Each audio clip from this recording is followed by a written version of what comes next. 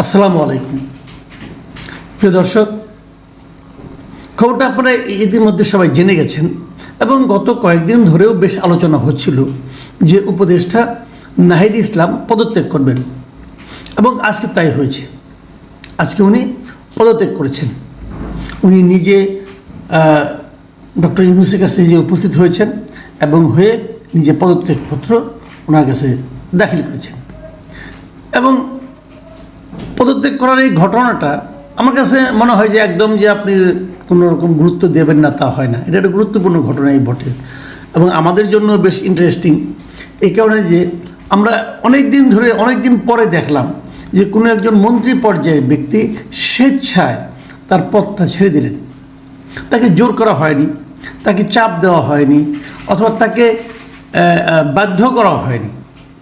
উনি নিজের ইচ্ছায় এই পদটা ছেড়ে দিলেন এবং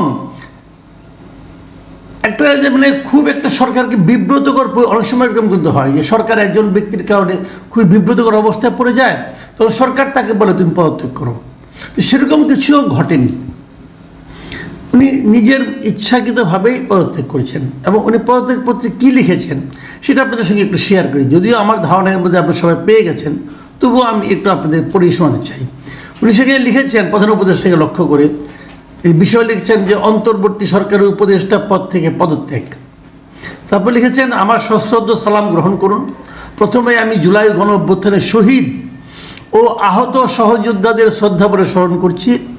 রক্তক্ষয়ী গণ অভ্যুত্থানের পরে ছাত্র জনতার আহ্বানে সাড়া দিয়ে পরিবর্তিত নতুন বাংলাদেশ বিনির্মাণের দায়িত্ব গ্রহণ করার জন্য আপনার প্রতি অশেষ কৃতজ্ঞতা।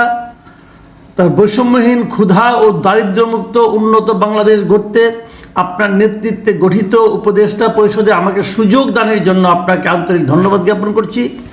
গত 8 আগস্ট 2024 খ্রিস্টাব্দের তারিখে শপথ নেওয়া উপদেষ্টা পরিষদে আমি ডাক, টেলিযোগাযোগ ও তথ্য প্রযুক্তি মন্ত্রণালয় এবং তথ্য ও সম্প্রচার মন্ত্রণালয়ের দায়িত্ব পাই। 3টা মন্ত্রণালয়ের দায়িত্ব উনি পেয়েছিলেন। নানামুখী চ্যালেঞ্জের মধ্যেও আপনার নেতৃত্বে দায়িত্ব পালনে সদা সচেষ্ট থেকেছি, কিন্তু বর্তমান প্রেক্ষাপটে দেশ ও জাতির বৃহত্তর স্বার্থে আমার ছাত্র জনতার কাতারে উপস্থিত থাকা উচিত মর্মে আমি মনে করি। ফলে আমি আমার দায়িত্ব থেকে ইস্তফা দেওয়া সমীচীন মনে করছি। এমত অবস্থায় ডাক, টেলিযোগাযোগ ও তথ্য প্রযুক্তি মন্ত্রণালয় এবং তথ্য ও সম্প্রচার মন্ত্রণালয়ের উপদেষ্টা পদ থেকে অব্যাহতি চাচ্ছি। আমার পদত্যাগপত্র গ্রহণ করতে মহোদয়কে সবিনয় অনুরোধ করছি। আন্তরিকভাবে আপনার মোহাম্মদ নাহিদ ইসলাম, উপদেষ্টা ডাক, টেলিযোগাযোগ ও তথ্য প্রযুক্তি মন্ত্রণালয় এবং তথ্য ও সম্প্রচার মন্ত্রণালয়, বাংলাদেশ গণপ্রজাতন্ত্রী বাংলাদেশ সরকার। এই হলো তার টোটাল পদত্যাগপত্রের ভাষা। তো ভাষাটা স্বাভাবিক, এটা নিয়ে আমি খুব একটা বলছি না। এটা তো খুব একটা ভালো ভাষায় উনি লিখেছেন এবং উনি পদত্যাগ করে একটা দৃষ্টান্ত স্থাপন করেছেন। এবং সবাই যেটা ভাবছিল তাই, যে উনি নতুন যে দলটা গঠিত হতে যাচ্ছে, যেটা ঘোষণা হবে 28 তারিখে, সেই দলের উনি হয়তো আহ্বায়ক পদ নিচ্ছেন এবং সব ঠিকঠাক করেই উনি পদ ছাড়ছেন, এটা তো বোঝাই যাচ্ছে। এখন এখানে কয়েকটা কথা। একটা কথা হলো, উনি যে সরকারে ছিলেন, তার এই যে দলে উনি আসবেন এবং দলের যে গঠন প্রক্রিয়া, সরকারে থাকা অবস্থাতেই উনি তার সঙ্গে জড়িত ছিলেন। এই কথাটা কিন্তু মাথায় রাখবেন যে উনি সরকারে থাকা অবস্থাতেই এই দল গঠন নিয়ে আলোচনা করেছেন এবং দল গঠনের সিদ্ধান্ত চূড়ান্ত হওয়ার পর ওনার দলে ওনার অবস্থানটা চূড়ান্ত হওয়ার পরেই উনি ওখান থেকে পদত্যাগ করেছেন। কাজে যে সময়টা উনি এই মন্ত্রণালয়ের দায়িত্বে ছিলেন, সেই সময় উনি সরকারের বাইরে অন্য কোনো কাজ করেন নাই, অথবা ওনার এই সম্ভাব্য দলের কাজ করেন নাই, এটা মনে করা যাবে না। এটা হলো 1 নম্বর কথা। দ্বিতীয় যে কথাটা হলো, সেটা হলো নতুন যে দলে উনি যাবেন, সেই দলের সঙ্গে সরকারের সম্পর্কটা কি হবে এবং এই দলটা কাদের নিয়ে গঠিত হচ্ছে। দলটা কাদের নিয়ে গঠিত হচ্ছে সেটা নিয়ে আমি আরেকটা ভিডিও হয়তো দলটা ঘোষণা হওয়ার পরে আমি আপনাদের সঙ্গে করব। এখন বরঞ্চ নাহিদ ইসলামের পদত্যাগের ঘটনাটা নিয়ে আলোচনা করি। পদত্যাগের ঘটনাটা টেলিভিশনে দেখলাম, বিভিন্ন পত্রপত্রিকা দেখলাম। নিশ্চয়ই আপনাদের চোখ গিয়েছে যে এটা কিভাবে হলো, এবং প্রথম আলো দেখলাম একটা রিপোর্টও করেছি। এই রিপোর্টটা আমার কাছে খুব ইন্টারেস্টিং মনে হয়েছে। তারা প্রথম আলো এই রিপোর্টে বলেছে যে নাহিদ ইসলাম ওখান থেকে বেরিয়ে গেছেন, যে পদত্যাগের পর পতাকা ছাড়া গাড়িতে চড়ে ফিরলেন নাহিদ ইসলাম। মানে এই নিউজটা করে তারা কী বুঝালো আমি বুঝতে পারলাম না। ভিডিও নিউজ, ভিডিও করেছে গেলে আর কিছু না, কোনো কথাবার্তা কোনো কিছু নাই। একটা কালো গাড়িতে করে উনি বেরিয়ে গেলেন। মানে উনি পতাকা ছাড়া গাড়িতে ফিরেছেন, এটা কি বিশাল কোনো ঘটনা? কারণ উনি তো পদত্যাগ করার পর আর উপদেষ্টা নাই, তো উনি তো বেরিয়েই যাবেন। তখন ওনার গাড়িতে পতাকা থাকবে কেন? থাকার তো কোনো সুযোগও নাই। যদি এমন হতো যে উনি যমুনার থেকে হেঁটে বেরিয়ে যাচ্ছেন, তাহলে আমি বুঝতে পারতাম যে একটা নিউজ হওয়ার মতো বিষয়। উনি তো সরকারের গাড়িতে বেরিয়ে গেছেন, খালি পতাকাটা নাই, আর তো কিছু না। তাহলে এটার মধ্যে এটা নিউজ করার কি আছে? মানে কিছু কিছু মিডিয়া না আমি দেখতে পাচ্ছি যে এই সমস্ত লোকদেরকে, স্টুডেন্টদেরকে, স্টুডেন্ট লিডারদেরকে মানে তুলতে তুলতে কোথায় নিয়ে যে তুলতে চাচ্ছে এটি আমি বুঝি না। ভাই এখানে বাহাদুরি কিছু, এখানে উদারতার কিচ্ছু নাই, উদারতার কিচ্ছু নাই। যে উনি চলে গেছেন একটা গাড়িতে করে, এই পর্যন্ত ঠিক আছে। আচ্ছা, গাড়ি ত্যাগ করেছেন, কিন্তু আমি একটা জিনিস বুঝলাম না, পদত্যাগের পর উনি যে সাংবাদিকদের সঙ্গে কথা বললেন সেই ছবিটা আপনারা দেখেছেন।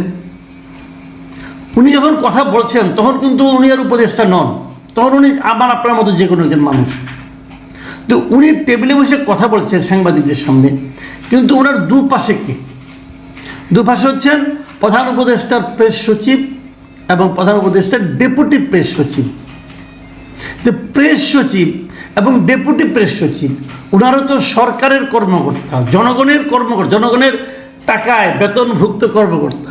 তো ওনারা কেন নাহিদ ইসলামের দুই পাশে ওনাকে বসতে? কোন প্রোটোকলে ওনারা বসলেন? নাহিদ ইসলাম যখন পদত্যাগের পর উনি তো আর নো মোর উপদেষ্টা, নো মোর অ্যাডভাইজার। যখন উনি অ্যাডভাইজার না, সরকারের কোনো অংশ নয়, তখন তার প্রেস কনফারেন্সে তার পাশে একজন সচিব এবং ডেপুটি সচিব কি করে বসেন? মানে এটা কি তারা নিজেদেরকে সরকারের অংশ মনে করছেন না কি? ঘটনাটা কি? মানে আমি না এই জিনিসগুলো ঠিক বুঝি না। তবে আমি যে জিনিসটা নাকি চেয়েছিলাম, জানতে চেয়েছিলাম, আমি গত কয়েকদিন ধরে বলছিলাম যে নাহিদ ইসলাম যখন চলে যাবেন, তো উনি 6 মাস, 6.5 মাস সময় উনি কি করলেন, কি করতে পারলেন, কি করতে পারলেন না, কি করতে চেয়েছিলেন, তার একটা বর্ণনা উনি জনগণকে দেবেন। উনি প্রধান উপদেষ্টাকে চিঠি দিয়েছেন, সেখানেও এই বর্ণনা দেখলাম না। জনগণকে ওনার একটা বর্ণনা দেওয়া উচিত ছিল। আমি মনে করি হাতে এখনও সময় আছে, আগামী 2-1 দিনের মধ্যে নতুন দলে ওঠার আগেই ওনাকে এই বর্ণনাগুলো দেওয়া উচিত যে উনি কী কী করেছেন, ওনার যে সমস্ত কাজ দিয়ে সবচেয়ে বেশি বিতর্ক হয়েছে সেগুলো সম্পর্কে ওনার বক্তব্যটা কী সেটা ওনার বলা মনে হয় উচিত। তা না হলে হবে কি, আপনাকে দলের দায়িত্ব নিতে যাচ্ছেন, লোকে কিন্তু প্রশ্ন করবে তুমি যে 6 মাস মন্ত্রী ছিলা, তুমি 6 মাস কী করছো? তুমি যদি 6 মাসে কিছুই করতে না পারো, বরং যদি বিতর্ক তৈরি করতে পারো, এবং বিতর্ক তৈরি করেছেন। উনি একই রেশন কার্ড নিয়ে যে সমস্ত কাণ্ড কারখানা করছেন বাংলাদেশের ইতিহাসে কেউ এই পর্যন্ত এগুলো করে নাই। উনি 6 মাসের মধ্যে করে দেখাইছেন যে উনি আওলা কত রকম বাজাইতে পারেন, তা উনি দেখিয়েছেন। এবং উনি এটা নিয়ে বিতর্কিত হয়েছেন, প্রশংসিত হন নাই। ওনার এই সবার একটি রেশন কার্ড বাতিল করার বিষয়টাকে নিয়ে কেউ প্রশংসা করেছে এরকম আমার মনে হয় না।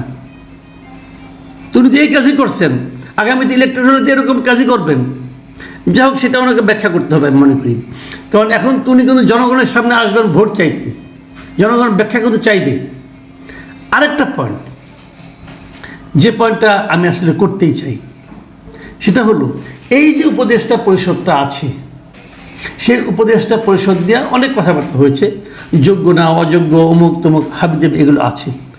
তারপরেও কথা আছে, সে কথাগুলির মধ্যে কী কী আছে, যে ওনারা দুর্নীতি করেছেন কিনা। এখন ওনারা দুর্নীতি করেন নাই এই জিনিসটা প্রমাণ করার জন্য আপনাদের যে সংস্থাপন বিষয়ক মানে জনপ্রশাসন সচিব যিনি আছেন, উনি ঘোষণা করেছিলেন কিন্তু যে সবাই সম্পদের হিসাব দিবেন, উপদেষ্টারাও সম্পদের হিসাব দেবেন। 2-3 দফা বাড়াইতে বাড়াইতে সেটা 16 ফেব্রুয়ারি এসে শেষ হয়েছে। তার মধ্যেও নাহিদ ইসলামকে ওরা সম্পদের হিসাব দিয়েছেন। যখন উনি প্রথম উপদেষ্টা হন তখন ওনার কত সম্পদ ছিল, যেদিন উনি ছেড়ে আসলেন সেই দিন ওনার কত সম্পদ হয়েছে, এই হিসাবটাকে উনি পাবলিকের কাছে দিয়েছেন? আমি পাইনি এ পর্যন্ত, আমি পাইনি, আমি দেখিও নি কোথাও। আমি মনে করি নাহিদ ইসলামের ট্রান্সপারেন্সির স্বার্থে এই হিসাবটা দেওয়া উচিত।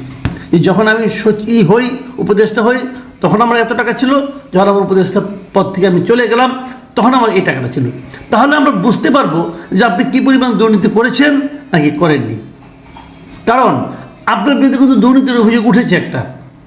সামাজিক মাধ্যমে আমরা দেখেছি যে জাওয়াদ নির্ঝর নামে একজন সাংবাদিক, যিনি বিদেশে থাকেন, উনি সুনির্দিষ্টভাবে আপনার বিরুদ্ধে অভিযোগ তুলেছেন।